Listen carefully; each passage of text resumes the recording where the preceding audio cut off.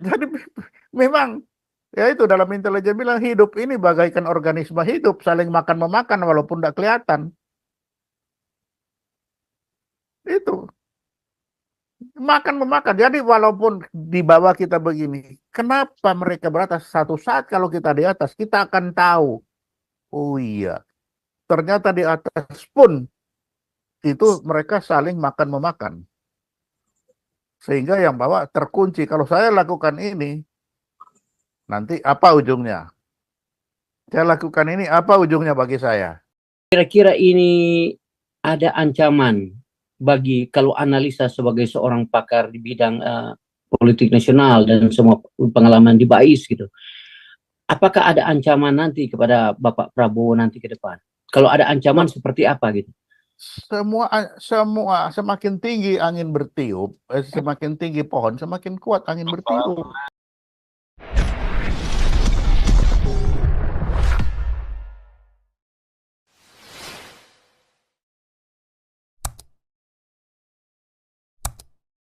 Bukan menjadi vokal di dalam pemerintahan. Loh, Itulah Pak MUI Ponto. kan di luar MUI itu di luar pemerintahan, Ibu. Ya tapi bersuara di pemerintahan kuat Pak Ponto. Benar Bukan. enggak?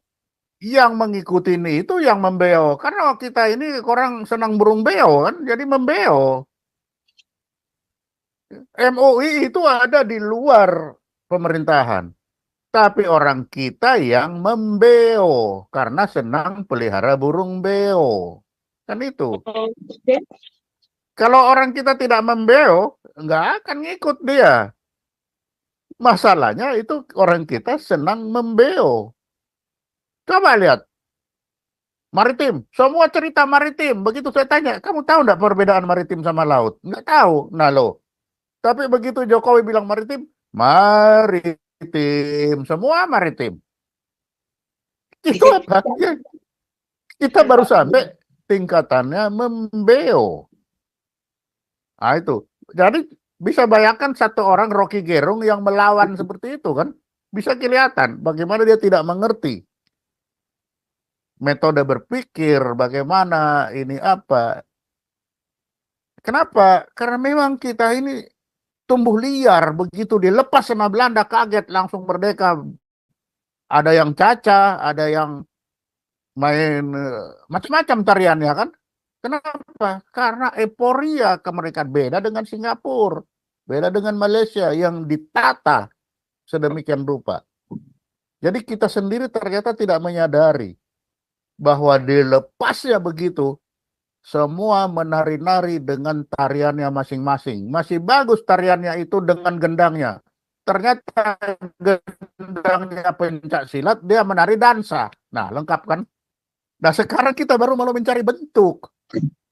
Kita sekarang baru mencari bentuk. Bagaimana kita mau menata Indonesia ini yang sudah terjadi seperti itu?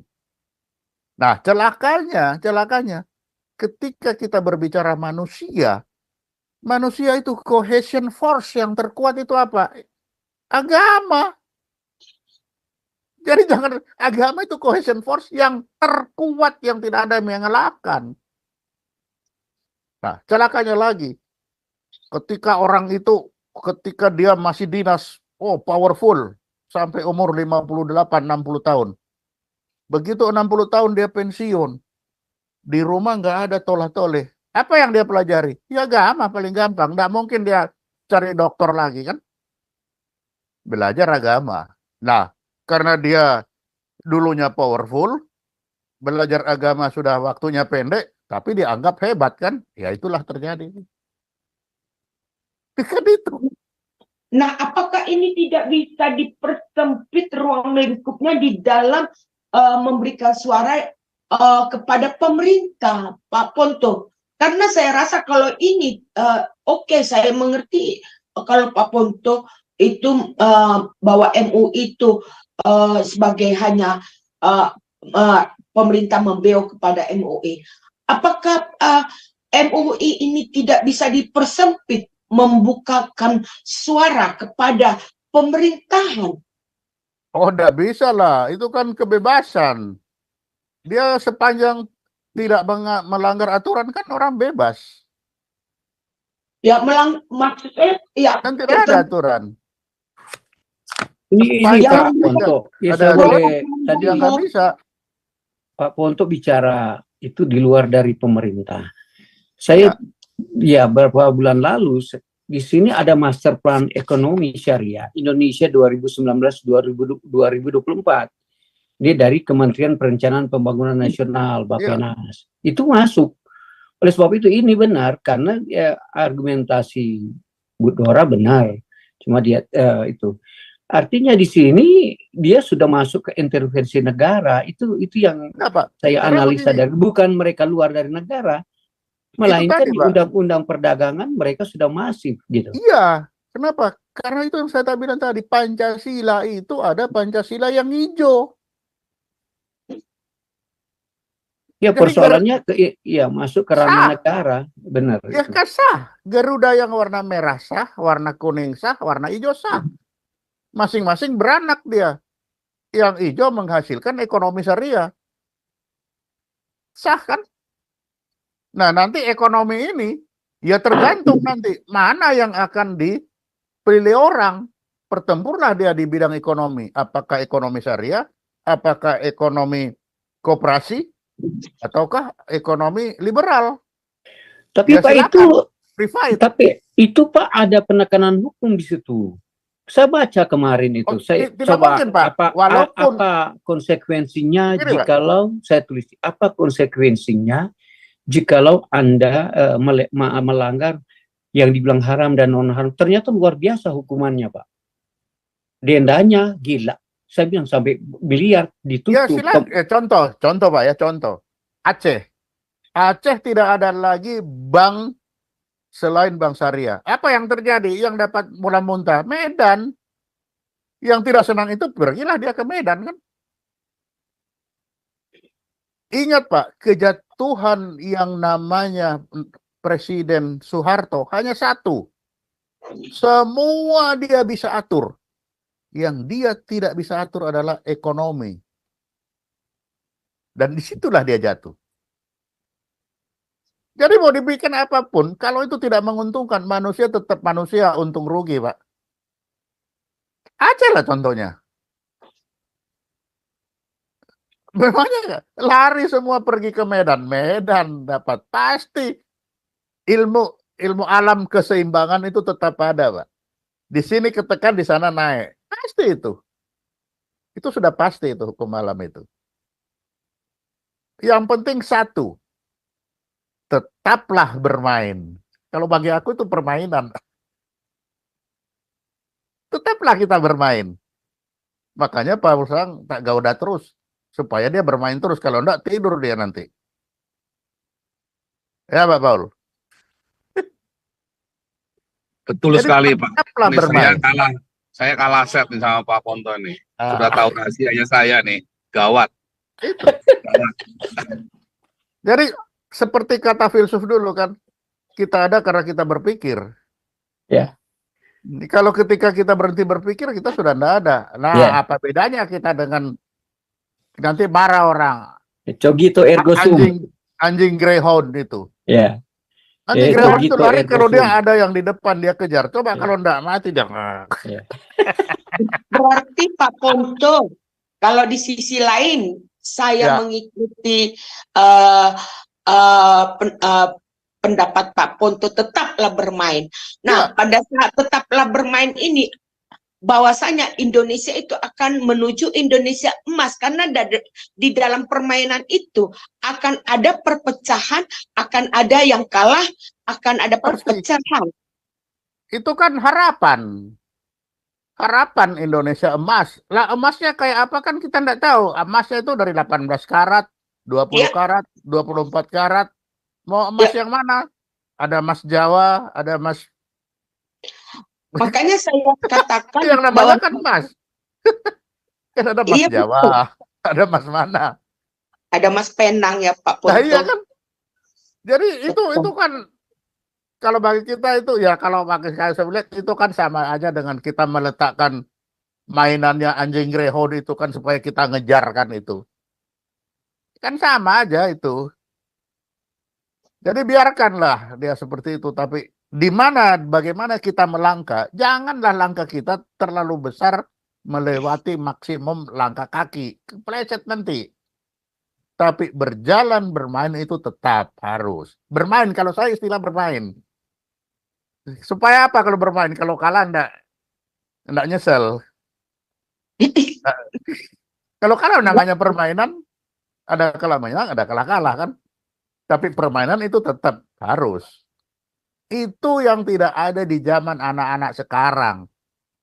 Ketika kita kecil main kelereng, cetak, main kuda-kudaan, lempar-lemparan batu, semua permainan. Main kasti, lempar-lemparan. Semua permainan. Itu tidak ada zaman sekarang. Dan itu menghasilkan apa? Fighting spirit. Untuk memenangkan satu pertandingan. Kalau kalah, biasa. Hari ini aku kalah. Besok aku menang. Ya kan? Makanya Israel bilang, hari ini aku di sini, besok aku di Sion, kata dia. Berberapa tahun dia bilang seperti itu. Masuk di dalam sembahyangnya dia kan. Itu kekuatan dari suatu pengharapan. Itu. Jadi bagaimana ke depan, ya kita tentukan hari ini. Kalau kita mau ke depan, ya mari kita berbuat. Itu. Cuma ada salah Pak Sulaiman Ponto. Saya tidak angkat topi Mas Sulaiman Ponto, cuma satu. Apa itu, tidak ikut pilkada di Sangihe. Saya udah telepon Pak Lasut, coba angkat Pak Ponto. Nanti, kalau Pak aku Lasut menang, aku menang di sana kayak hukuman, aku cuma ngurus pulau kecil itu, Pak. Lebih baik aku ngurusi dunia seperti sekarang.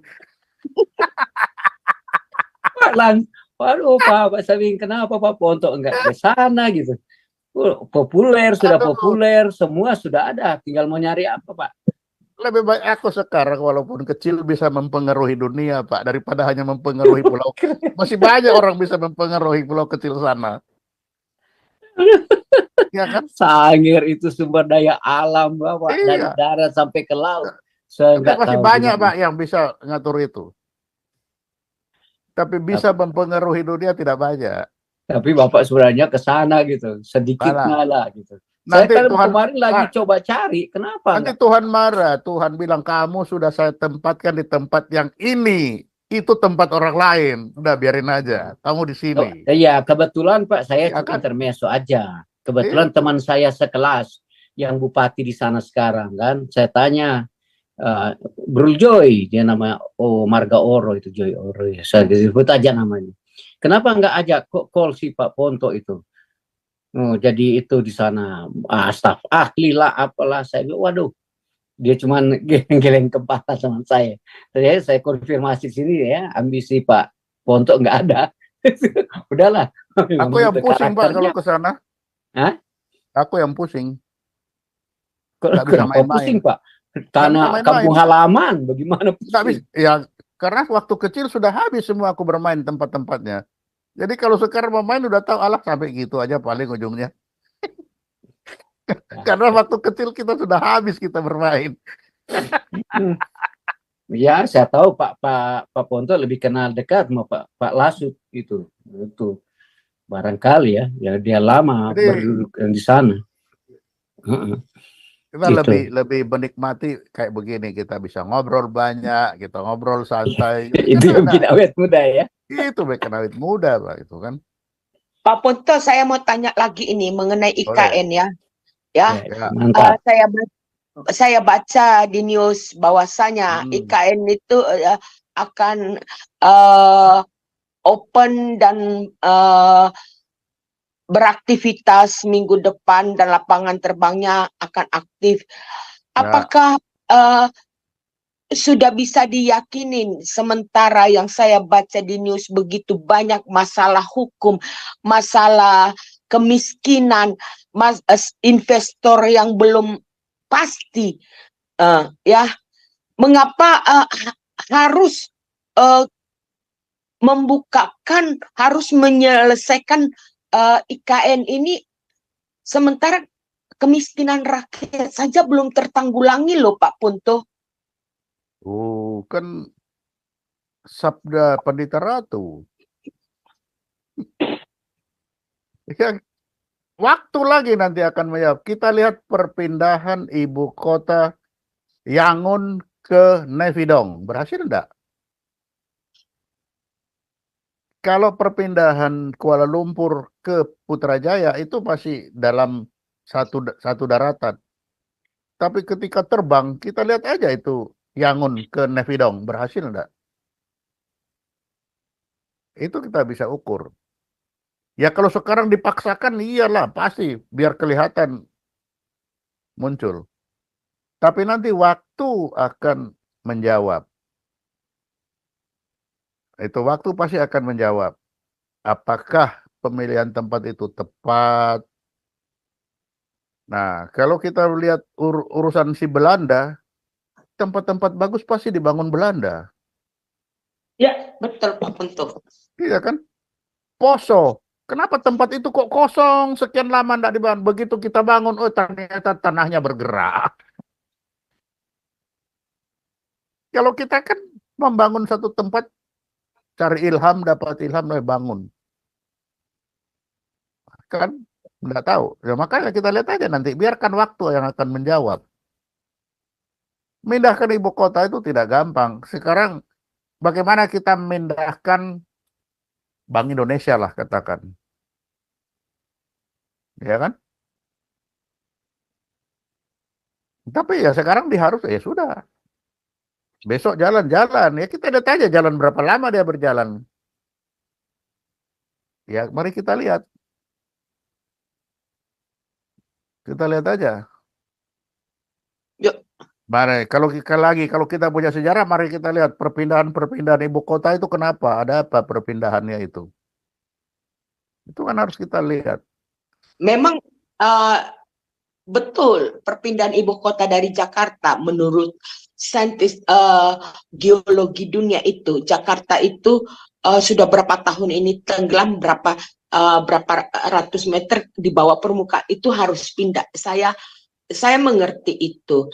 Tapi yang saya tidak mengerti kenapa pemerintah harus mendesak sementara dana dan investor belum tersedia. Itu yang saya tidak mengerti. Dan penggunaan dana itu disalah arahkan. Nah, ini yang saya tidak mengerti kepada para partai ini gitu. Mereka hanya berkoar-koar di parlemen dan fungsinya tidak nyata gitu Pak Punto. Ya pasti partai yang nggak mungkin kan Indonesia ini diperintah oleh ketua partai, bukan partai, Bu. Jadi tergantung ketua partai. Presiden pun hanya petugas partai. Jadi sebenarnya kalau di Indonesia yang berkuasa penuh itu ketua partai, bukan partai. Jadi ya kalau yang banyak bersalah ini kita tanya aja untuk para ketua-ketua partai itu. Kita pernah bahas kan di sini itu bagaimana dulu Undang-Undang Dasar yang baru ini memberikan kewenangan kepada ketua partai, bukan kepada presiden. Presiden tidak bisa apa-apain sepanjang ketua partai melakukan itu. Kalau anak buahnya kamu macam-macam PAW, langsung pergantian antar waktu. Jadi anak buah daripada aku diganti, sudah membeo aja lagi sama ketua partainya kan? Ya. Kan itu. Jadi sangat tergantung ketua partai, apa ketua partai mau. Jadi pemindahan di sana sangat tergantung juga bagaimana ketua partai ini. Nah, celakanya kalau para ketua partai sudah makan buah si malakama. Ya. Aku jalankan ini. Nah, jadi kalau orang benar sudah baku pegang kartu as, sudah saling pegang. Oke, kamu taruh ini, aku taruh ini. Ayo, bagaimana? Nah, ya sudah. Lebih baik tidak ditaruh. Kan itu. Si ketua partai mau larang. Ayo kamu larang. Aku begini, karena kamu sudah begitu. Nah, kan itu. macam-macam, beringin tua pun dipotong, krak, selesai. Nah, jadi di sini sudah siapa yang bermain? Nah, itulah permainan. Itu Berarti permainan. dalam hal ini yang cuma satu orang yang bermain dalam hal ini untuk menentukan itu ketua partai yang dominan dong Pak Iya. Ponto. Iya betul. Belum tentu dia nominan, Mbak, Bu. Barangkali dia sudah makan racun yang nanti sudah makan umpan, tinggal kamu aku tarik, mampus kan. Kan permainan antar partai pun itu permainan antar mereka. Saling memberi umpan, siapa yang memakan. Sekali dia makan, langsung dibawa kendali kamu, kendali saya ya. Jadi memang ya itu dalam intelijen bilang hidup ini bagaikan organisme hidup, saling makan memakan walaupun tidak kelihatan. Itu makan memakan. Jadi walaupun di bawah kita begini, kenapa mereka beratas? Satu saat kalau kita di atas, kita akan tahu. Oh iya, ternyata di atas pun itu mereka saling makan memakan. Sehingga yang bawah terkunci. Kalau saya lakukan ini, nanti apa ujungnya? Saya lakukan ini, apa ujungnya bagi saya? Karena orang dalam berjalan, tidak mungkin orang itu seperti ular lari lurus, tidak akan mungkin. Pasti dalam jalannya dia banyak belok-belok. Nah, simpangan beloknya ini tergantung berapa lebar amplitudonya. Tapi kalau jalan lurus tidak mungkin. Pasti ada silang saling. Nah, silang saling inilah yang menjadi peluang untuk dia dikendalikan. Kan itu. Ya, tapi saya maaf ya Pak Ponto, sedikit saya banyak Boleh. minta pendapat. Hmm. Benar, saya mengerti yang Pak Ponto katakan. Tapi kan kalau kita seperti jalan itu berliku-liku ya. Tapi Ya. kan kita sudah ada dasar fundasi daripada negara itu. Kan walaupun jalannya berbelok-belok, kita kan harus menuju ke sana juga terhadap Pancasila dan undang-undang itu. Nah ini seharusnya partai-partai yang tidak mengikuti itu, mereka harus dikeluarkan sebagai partai yang bisa membawa Indonesia maju. Ya, Menurut enggak saya ya Pak Ponto. Kalau yang terjadi ketika tidak sesuai fondasi, fondasinya kita bongkar, sesuaikan. Itu yang Bermain terjadi. juga dong, berarti permainan juga Ya. dong. Ya itu yang terjadi. Fondasi dibongkar. Bongkar fondasi, sesuaikan arsitek yang baru.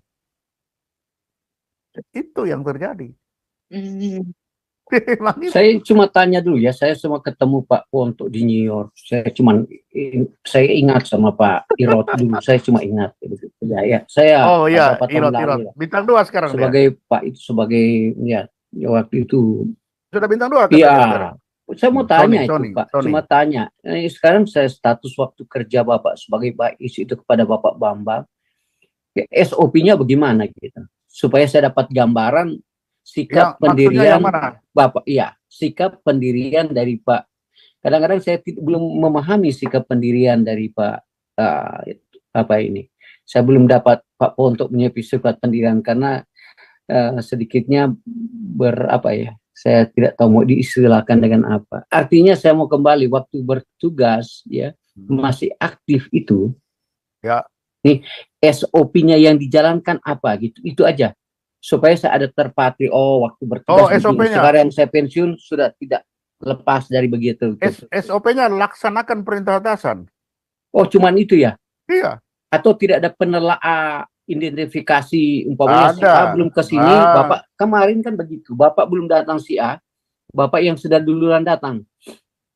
Tapi kan tetap untuk mengamankan perintah atasan. Oh, Bapak itu sudah kepala begitu masih ada perintah atasan. Oh, tetap atas. Oh, saya kira Oh, Bapak tetap ada, Pak. Bapak yang leader, yang wise, yang pengambilan kebijakan dari situ gitu. Bunda, mesti ada atas. Tetap saya harus mengambil ke atas dulu, baru, oh atas mau gini. Nah, saya jaga, jangan sampai terlalu banyak di bawah melencang-melencong. Oh, saya Tetap. kira ada punya kemampuan analisa umpamanya kedatangan si A, apa yang kita harus deteksi secara dini, mau antisipasi bagaimana gitu. Iya, kita antisipasi, kan harus ada patokan yang mana yang mau saya amankan. Ya saya amankan apa maunya perintah atas kan. Kalau enggak kan juga bingung mau kemana. Iya, itu maksud Tetap saya. ada Arahnya patokan. kemana? Patokan perintah atasan yang patokan. Oke, udah Pasti. paham. Iya, yang itu ya. Pasti itu. Karena saya mengaitkan dengan masalah-masalah nasional kan, melihat masalah-masalah Tetap nasional. harus ada patokan. Kalau menurut patokan saya apa? Patokan saya nggak ada, Pak. Oke, Kan saya cuma satu untuk- pertanyaan. Saya Begini, Pak. satu pertanyaan kepada Pak Top. Saya langsung ke lain topik itu, Pak. Ah. Kira-kira ini ada ancaman bagi kalau analisa sebagai seorang pakar di bidang politik nasional dan semua pengalaman di BAIS gitu. Apakah ada ancaman nanti kepada Bapak Prabowo nanti ke depan? Kalau ada ancaman seperti apa gitu? Semua semakin tinggi angin bertiup, semakin tinggi pohon, semakin kuat angin bertiup. Sudah pasti itu. Sehingga semakin tinggi orang, dia sudah harus semakin mempertahankan lingkungannya. Tapi apakah ada identifikasi lain yang bisa ada Oh, gejala? ya pasti ada tanda-tanda? lah. Pasti ada. Kalau ada yang bagaimana Pak Ponto? Pasti Saya tidak banyak. menginterogasi. Kita lebih suka Banyak. keterbukaan. Banyak tanda-tanda kita bisa lihat. Ini harusnya ke kiri, kenapa dia ke kanan? Saya Kalau sudah terbiasa, pasti kita akan pasti tahu. Pasti tahu. Memang itu membutuh waktu itu.